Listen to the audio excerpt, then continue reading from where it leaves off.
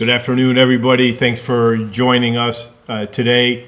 We're joined today by our Erie County District Attorney, Mike Kane. Police Commissioner Macy is with us today, and we have representatives from the State Trooper, the ATF, and the FBI. We are working cooperatively with law enforcement at the local level and at the federal level. And my administration pledged transparency, and part of that is letting people know what's happening in the city of Buffalo. And there was a major arrest. I'm going to let Commissioner Macy fill you in on the details of that. Thank you, Mayor.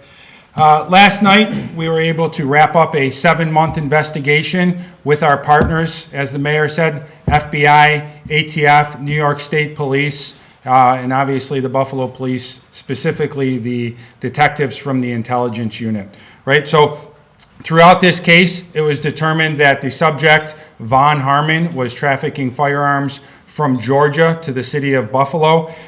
He has a temporary house that's a family member's in the city of Buffalo.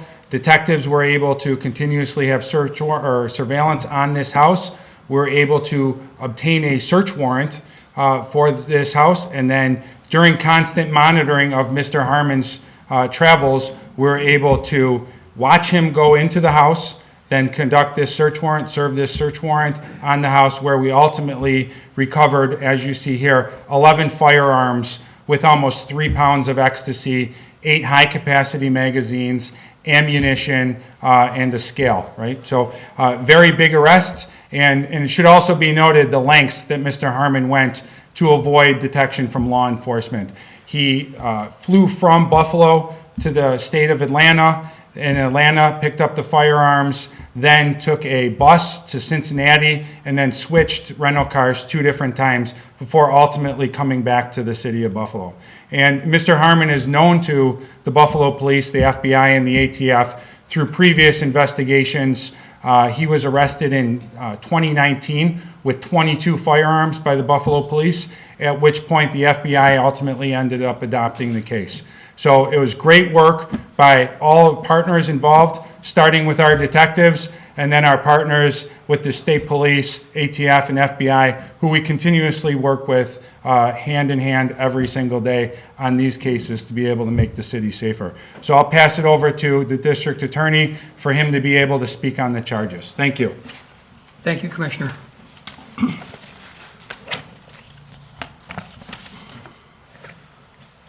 So 34-year-old Von Harmon was arraigned this morning for the possession of various firearms and the drugs mentioned by the commissioner. The specific charges are 1 count of criminal possession of a controlled substance in the 2nd degree. That's a Class A2 felony. That is with respect to the ecstasy. The 2nd count is criminal possession of a weapon in the 1st degree. That's a Class B violent felony, and that is essentially the possession of 10 or more firearms that were loaded. That's the 11 firearms that the commissioner mentioned. 1 count of criminal possession of a controlled substance in the 3rd degree. That's another B felony, and that's with intent to sell the ecstasy. And then 11 counts of criminal possession of a weapon in the 2nd degree. Those are Class C violent felons. Again, those are the 11 guns that were recovered from the home. And then 8 counts of criminal possession of a weapon in the 3rd degree. That is those are D felonies. Those are the extended magazines that are the 8 magazines that the commissioner mentioned. All of those charges, and there are a couple of more, but those are the most serious ones. I think there are 24 counts altogether, including 23 felonies. The maximum sentence for those crimes would be 25 years if Mr. Harmon is convicted of the highest count. These are allegations. It's important that I point this out. These are allegations only. Mr. Harmon is innocent, presumed innocent until he's proven guilty. The case was arraigned by Judge Peter Savage in Buffalo City Court this morning. We asked for the defendant to be remanded, meaning that the judge does not set any bail.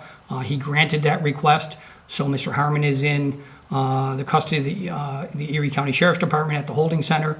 He will be returning to Buffalo City Court on Monday, January 12th at 9:30 in the morning for what's scheduled as a felony hearing. Now, I will just again, second the the mayor's comments and the commissioner's comments. This is, you know, a lengthy investigation that came together with the collaboration of our many partners, you know, not only at the state level, but at the federal level, the state police, the U.S. Attorney's Office is involved. I'll mention them more in a second. The FBI and the ATF, along with the Buffalo Police Department. This is great work. I mean, obviously, these are dangerous weapons. The drugs are, you know, wreaking havoc on our community, quite frankly. And this is an important case. The U.S. Attorney's Office is in the process of completing their investigation. They've been working hand in hand with all of the partners that we mentioned. And I expect that within very short order, they may be filing their own charges. And if they do so, then we will work, again, collaboratively to determine which office and where this case should be handled, whether it should be handled in state court or federal court. So more to come on that, but at least at this point, our return date in Buffalo City Court is Monday, January 12th. So again, thank you to all of my partners with the City of Buffalo and with the state police and the federal agencies involved. Any questions, we'll be happy to try to answer them. So what was he was selling guns here in Buffalo? Is that what was happening? Well, let me turn that over to the Commissioner for his. Thank you for the question. Yes, all indications through the investigation is that this was a gun trafficking case. We talk about how are the firearms getting into the city of Buffalo. This is a prime example of that. Was this a Buffalo resident going to Atlanta and bringing guns back, or from Atlanta bringing the guns here? So he has ties to the city of Buffalo. Currently, he does reside in Georgia. Previously, he did live in Buffalo. What happened to the 2019 case? That was ultimately prosecuted. He went to jail. I don't know the length of that prison sentence, but he did serve time for that. How is this going to put a dent or a big, huge dent, a little dent into this whole drug, gun trafficking?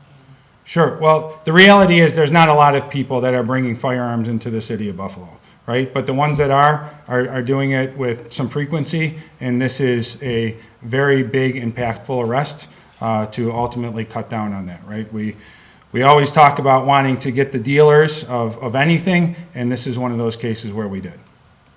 Can you say where the search warrant was executed? Sure, in the first block of Madison Street in the city of Buffalo. So gun violence has come down quite a bit in the last couple of years, and we haven't heard as much emphasis on guns lately. Is there a different strategy going forward, or is this part of what was done before? So I would say to that, we will always be cops, right? And there might be some different initiatives that come forth by the mayor or the administration, but at the crux of it, we are always going to enforce the law, and we want everybody to be safe.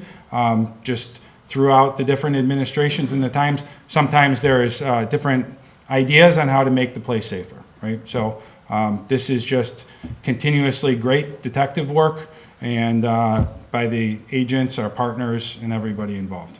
How did it start? Was there a tip or something like that, or not? Good. I'm not going to say that. Thank you, though. So was there, do you believe then that you were able to, I guess, apprehend him before any of these drugs were, I guess, dispersed, So this is a inbound trip, yes. So from this trip, they were not sold. Given that this is the second time, does that increase the penalty? I guess there'd be a question for the DA to increase the penalties, anything like that, that if he is found guilty. Given the what? I'm sorry. The fact that it was the second time, or the second, gun charge? Yeah, so if the case is, let me answer it this way, because I have to be careful about prejudicing anybody anytime I talk to the media. So I won't talk about someone's criminal history, but anytime anybody has a prior criminal conviction, it's taken into consideration, and it's fact specific in the state system as to how that would impact someone's sentence. Whether how it would affect him in the federal system is a question for my federal partners. And you put 3 pounds of ecstasy in the context, is that a lot? Yes. How many pills? How many pills is that? How many? It's significant. I would go out on a number and probably say in the thousands of pills. So, yeah, I'm comfortable saying that.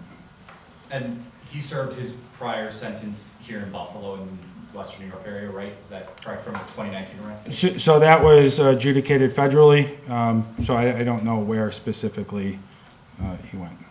Has this been one of the biggest busts in the history of Buffalo, or have we had bigger? Well, I mean, in 2019, we were able to recover 22 firearms, so I don't know if I would quantify it as the biggest or one of the biggest, but it's absolutely very significant. So these are just 11 guns you picked, you got in this raid. I mean, how many more do you think there were out there? I mean, is there a way to quantify that, or? We do. That's going to be the secondary and tertiary investigation that we have some information that will be passed off to our federal partners that will specifically focus on that. How long do we think this guy's been doing this? Information is it's been a couple months. The guns, they have Last serial year, numbers? yes. Yes. They have serial numbers? Yes. All right. Thank you. Thank you. Thank you. Good job. Thank you for your time.